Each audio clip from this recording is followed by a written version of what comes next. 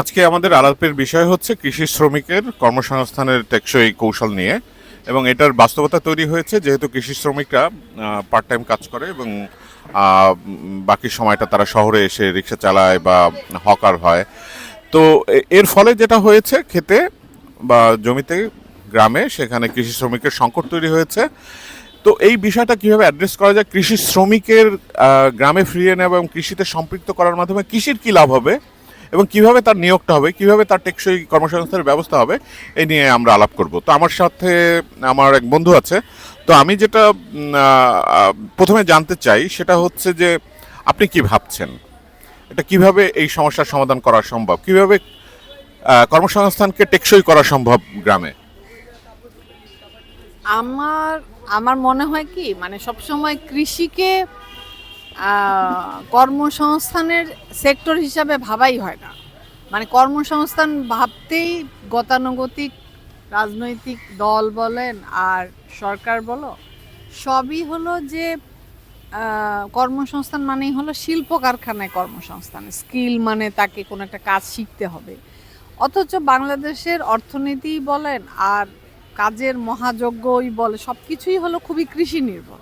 কিন্তু আমরা কৃষিকে কেন জানি কোনোভাবেই কর্মসংস্থানের মেইন ক্ষেত্র হিসাবে দেখতেই পাচ্ছি না, এবং আমাদের অর্থনীতির চালিকা শক্তি হিসাবেও দেখতেছি না, যার কারণে সবসময় এই সেক্টরটা এবং এই সেক্টরে নিয়োজিত যে স্কিল, কৃষি কাজ করতেও কিন্তু একটা স্কিল লাগে, এবং সেটা সাধারণত ছোটোবেলা থেকে গড়ে ওঠে। একটা ধান কিভাবে কাটতে হয়, ধান মাড়াই কিভাবে করতে হয়, শুকাতে হয়, ধান বানাতে হয় কিভাবে। এমন না যে আমাকে হঠাৎ করে কালকে থেকে কৃষি শ্রমিক বানিয়ে দিলেই আমি কৃষি কাজ করতে পারবো।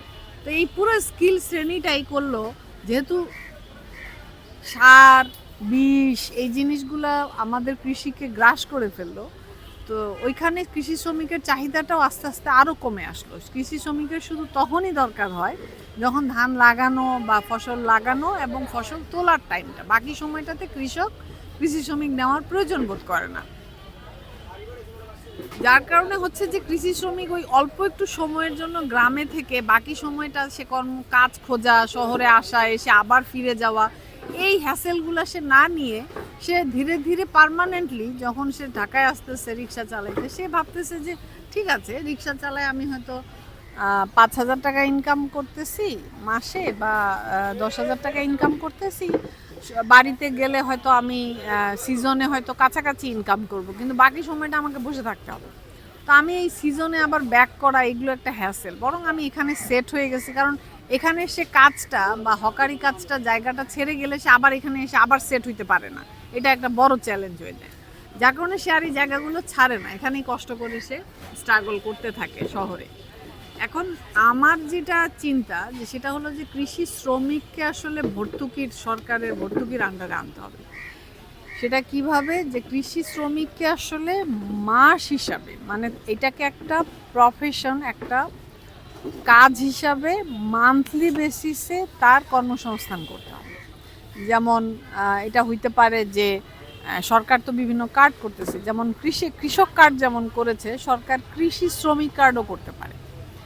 সে সোশ্যাল সেফটি নেটের আন্ডারে এই ভর্তুকিতে যেতে পারে। যদি একজন কৃষি শ্রমিক বা একজন শ্রমিক ঢাকা শহরে অনেক স্ট্রাগল করে সে মাসে 7,000 থেকে 8,000 টাকা রিক্সাওয়ালা বা হকার ইনকাম করতে পারে, সেই টাকাটাই সে যদি গ্রামে বসে পায় কৃষক এবং সরকারের ভর্তুকি মিলায়, তাহলে আমার মনে হয় যে এটা মোর সাস্টেইনেবল হবে।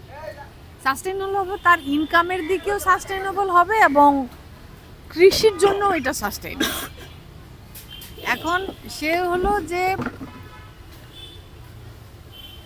সে পাবে, মনে করেন সে যদি 7,000 থেকে 8,000 টাকা তার মাসের বেতন হয় কৃষি শ্রমিক হিসাবে, সরকার সোশ্যাল সেফটি নেটের আন্ডারে তাকে 3,000 থেকে 4,000 টাকা দিবে, বাকি 3-4 হাজার টাকা কৃষক দিবে মান্থলি হিসাবে। এতে কয়টা বেনিফিটস আছে, এটা কেন কৃষক কেন দিবে, কৃষকের লাভ কী? তাহলে এখানে কয়েকটা লং টার্ম বেনিফিটস আছে, এবং একই সাথে ওই কৃষি শ্রমিককে আদার্স বেনিফিটসগুলোর সাথেও সরকার যুক্ত করবে, কারণ সরকার কিন্তু এখন হেলথ কার্ড দিতে চাচ্ছে, আদার্স বিভিন্ন সেফটি কার্ডগুলোও তারা সোশ্যাল সেফটি নেটের আন্ডারে বিভিন্ন কার্ড দেওয়ার কথা বলছে। তাহলে ওই লোকটা যদি গ্রামে থেকে 7,000 থেকে 8,000 টাকা মাসে পায়, নাম্বার 1। নাম্বার 2, সে যদি একটা হেলথ কার্ড পায় যে তার হেলথ ফ্রি, তার এবং তার পরিবারের সরকারি হসপিটালে, সেটা এনশিওর করতে হবে। তার শিশুর পড়াশোনা স্কুল এবং হাই স্কুলে ফ্রি। এখন স্কুল, প্রাইমারি স্কুলে মিড ডে মিল দিচ্ছে, সো প্রাইমারি স্কুলগুলোও আকর্ষণীয় হয়ে উঠবে। এই এবং একই সাথে রিস্ক ট্রান্সফারের জন্য, যেমন এই যে বিভিন্ন ক্লাইমেট চেঞ্জ জনিত বা ডিজাস্টার জনিত যে ইস্যুগুলো তৈরি হয়, এই জন্য একটা রিস্ক ট্রান্সফারের জন্য একটা কৃষি ইন্স্যুরেন্স করতে হবে। শ্রমিকেরও ইন্স্যুরেন্স থাকবে, কৃষকেরও ইন্স্যুরেন্স থাকবে। একদম মিনিমাল একটা প্রিমিয়ামের মাধ্যমে তারা এই কৃষি রিস্কগুলো ট্রান্সফার করতে থাকবে, এবং এটা তার দিন শেষে একটা সেভিংসও হবে, না হলে তার রিস্কে ট্রান্সফার করে তাকে এই বিপদগুলো থেকে রক্ষা করবে।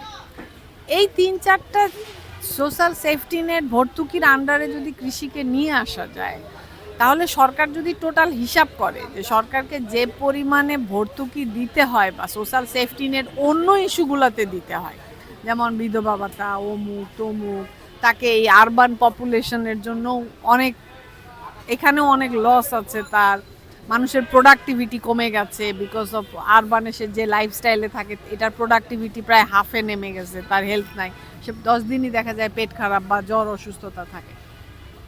সব মিলায়া অর্থনীতির উপরও তার সেভিংস নাই, মানে সরকারের অর্থনীতির উপর চাপ।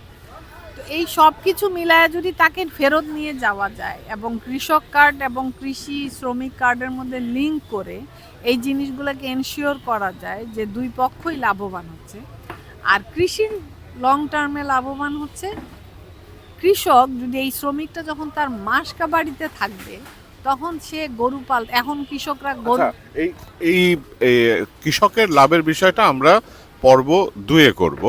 এখন আমরা কৃষকের কৃষি শ্রমিকের যে প্রসঙ্গটাতে ছিলাম, কৃষি শ্রমিকটা তাহলে আরেকটু শেষ করি। সেটা হলো, সে যখন ফেরত যাবে, এখানে তার হেলথ হ্যাজার্ড কমে আসবে, কারণ এখানে তার ওয়াশের যে অসুবিধা ঢাকা শহরে, তার যে হেলথ হ্যাজার্ডগুলো, সে দেখা যায় প্রচুর অসুস্থ হয়, রোদ গরমে রিক্সা চালাতে হয়, হকারি করতে হয়, তার কোনো সেভিংস নাই। সে মনে করে ভালো ইনকাম করে, কিন্তু এই যে তার অস্বাস্থ্যকর পরিবেশে থাকা এবং জীবনযাপনের কারণে তার আউট অফ পকেট অনেক টাকা চলে যায় শুধু হেলথ ইস্যুতেই।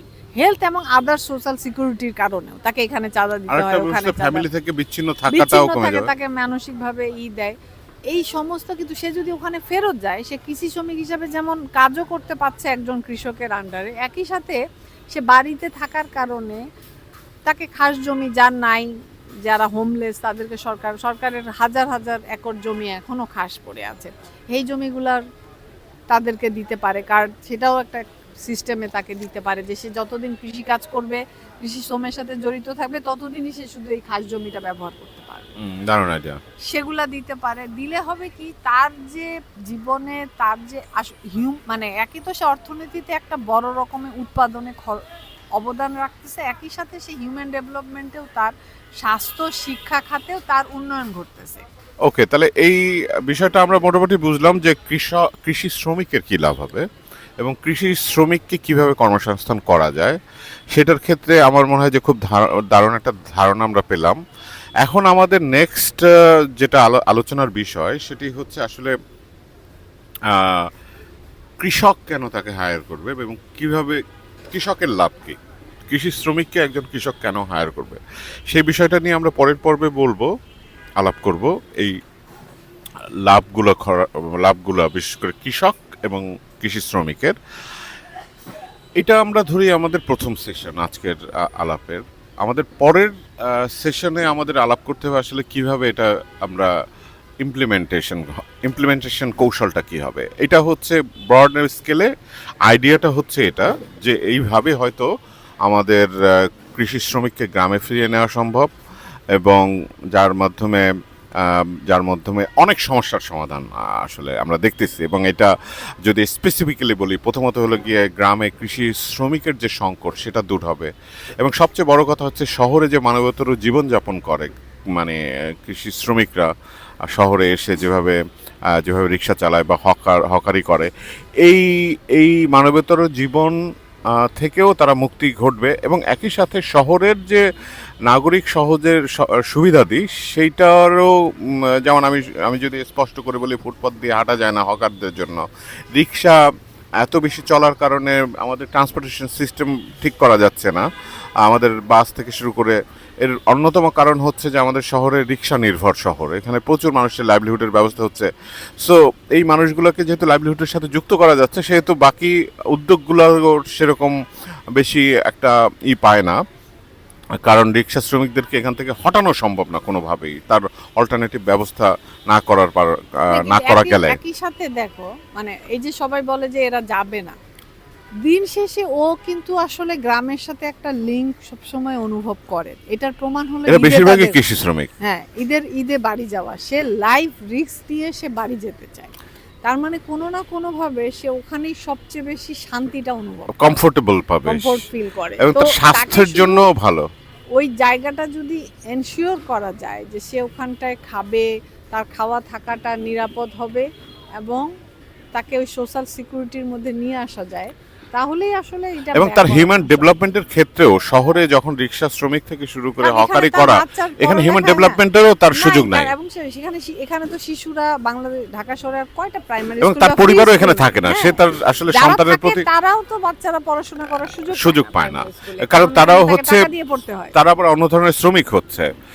সো এই বিষয়টা এই আমরা সবাই অবগত, সবাই জানি, কিন্তু তারপরে এই আলোচনাটার সূত্রপাত করলাম আমরা হচ্ছে প্রথমত হলো গিয়ে একটা কৌশল তৈরি করা বা স্ট্র্যাটেজি তৈরি করা, আন্ডারস্ট্যান্ডেবল ইমপ্লিমেন্টেবল একটা পলিটিক্যাল অ্যাপ্রোচ তৈরি করার জন্য, যে আমরা সেই ভাবনাটা জট ডাউন করার চেষ্টা করছি। তো আলোচনাটা কন্টিনিউ হবে আজকে। তাহলে আমরা কৃষকের